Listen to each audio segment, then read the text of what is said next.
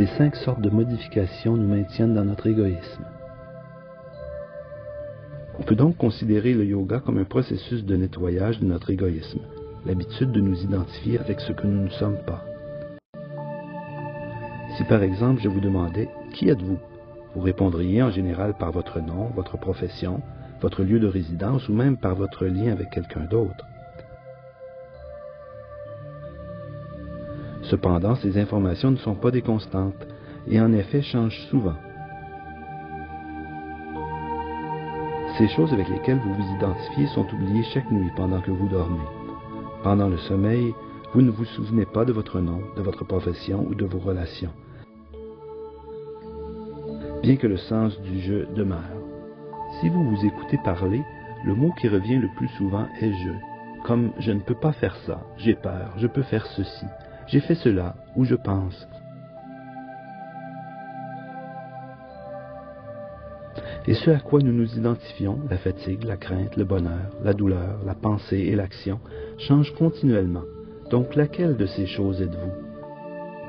Laquelle est réelle? Où est la réalité? C'est ce qui demeure toujours, cette partie de vous qui a toujours été. Le yoga est le processus par lequel nous réalisons qui nous sommes vraiment et lâchons prise sur ce que nous ne sommes pas. Nous ne sommes ni la peur, ni la fatigue, ni les tensions, les pensées ou les sentiments. Nous ne sommes pas nos émotions. Ces choses existent pendant un certain temps, pour quelques minutes ou plus longtemps, mais disparaissent éventuellement. Le Hatha Yoga a pour but ultime de nous faire lâcher prise sur nos tensions, nos malaises et nos fausses identités.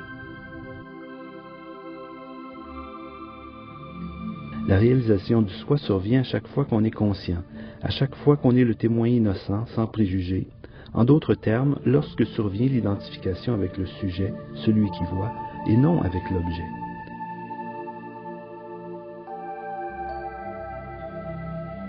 Dès que cette conscience apparaît, la félicité, cette joie inconditionnelle s'installe. Vous pouvez facilement le vérifier. Pendant que vous pratiquez une posture de yoga, laissez votre conscience prendre du recul, comme un témoin silencieux, sans porter de jugement, sans vouloir quoi que ce soit. Ne faites qu'être. Vous remarquerez que la félicité survient. Le bonheur peut surgir lorsque nous obtenons ce que nous désirons. La tristesse peut s'installer quand nous ne voulons pas ce qui arrive. La félicité s'en moque. C'est une joie inconditionnelle. Elle existe sans support extérieur et elle ne dépend que de notre présence. En Inde, le terme employé pour la réalisation du soi est Satchitananda.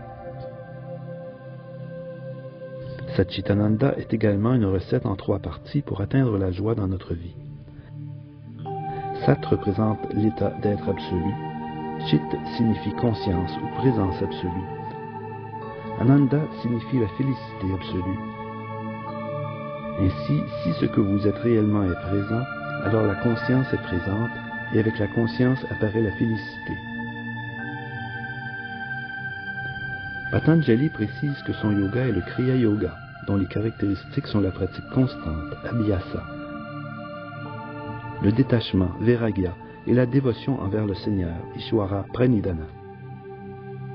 Comme il reconnaît que bien peu de gens sont prêts à pratiquer sans relâche ce détachement et cette dévotion, il prescrit quelques pratiques alternatives qu'on appelle la voie octuple de l'Ashtanga Yoga. Celle-ci inclut le Hatha Yoga. Babaji Nagaraj, un confrère disciple contemporain de Patanjali, a transmis jusqu'à ce jour un Kriya Yoga qui partage la plupart des enseignements philosophiques et pratiques de Patanjali. Bien qu'on puisse pratiquer le Kriya Hatha Yoga de Babaji dans le seul but d'améliorer sa santé, on ne peut le comprendre ou même l'apprécier à ses justes valeurs si on ne connaît pas sa relation avec les autres branches du Kriya Yoga, dont la méditation et la respiration, ainsi que son but ultime, la réalisation du soi. Peut-on se réaliser uniquement par la pratique du Kriya Hatha Yoga? La réponse est un oui catégorique. Patanjali nous dit au verset 47 du second chapitre de ses sutras: le samadhi est atteint lorsque la tension est relâchée. La pratique constante, abhyasa, signifie revenir toujours vers le centre, vers le sujet, vers l'instant présent. Cependant, cette pratique deviendra plus facile et plus efficace si on pratique également les autres branches du yoga.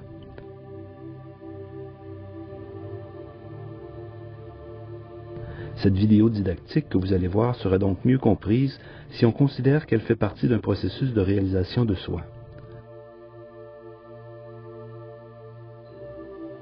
La quintuple voie du Kriya Yoga de Babaji est conçue pour amener la conscience sur les 5 plans de l'existence humaine.